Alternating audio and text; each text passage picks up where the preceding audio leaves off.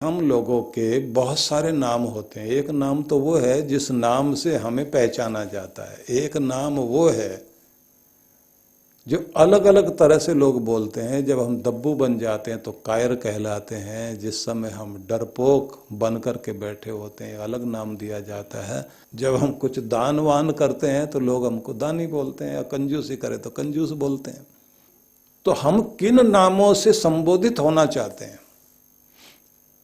हमें इन चीजों पर भी ध्यान देना चाहिए।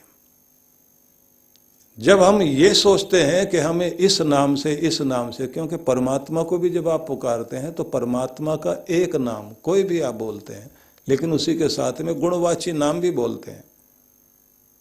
उनकी महिमा कहते हैं, तुम दयालु हो, तुम कृपालु हो, तुम दाता हो, तुम पवित्र करने वाले हो, तुम सबका आधार हो, तुम सबके रक्षक हो, तुम संकट मोचक हो भगवान। ये सब गुण कहे जाते हैं। तुम परमात्मा सबको बख्शणहार हो, क्षमाशील हो, सबकी गलतियों को माफ करते हो। तो ये सारे गुण बोले जाते हैं। तो आपके कौन से गुण हैं जिनका गुणगान किया जाएगा, और कौन सी ऐसी कमियां हैं जिनको बोलकर आपके जीवन को शर्मिंदा किया जाएगा।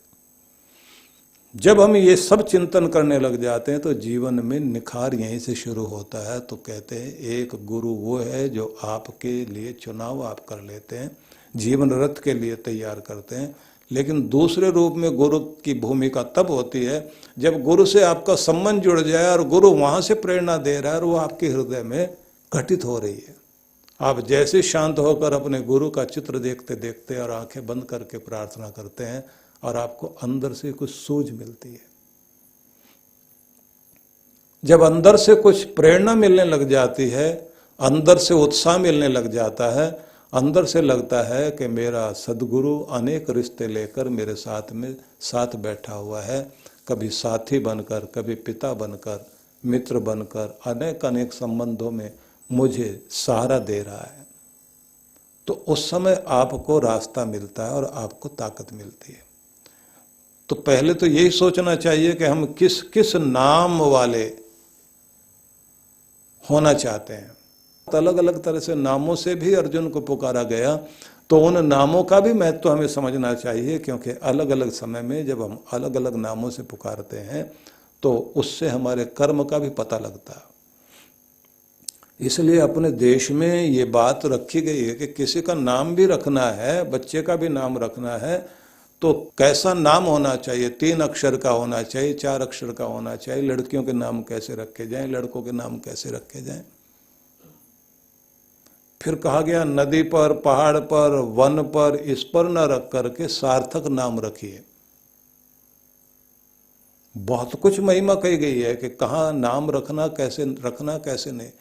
तो आप समझ सकते हैं गुणाकेश वही है जो हर स्थिति का सामना कर सकता है। कहीं भी लापरवाही नहीं, कहीं भी आलस्य नहीं। अर्जुन को क्या क्या नामों से पुकारा उन्होंने। बस मैं ये इसलिए कहना चाहता हूं कि आप भी एक अर्जुन हैं और आपके हृदय में भी एक कृष्ण है। बस आपको चुनाव करना है कि अपने जीवन के रथ पर अपने कृष्ण को बैठाना है, और वो आपके अंदर आवाज दे कि इधर चलो, और आप उसको मानकर उधर चलें, और आप अपने अंदर उन नामों को पुकारना शुरू कर दें कि मेरे गोविंद ने मुझे इस नाम से पुकारा है तो मुझे वैसा ही बनना है।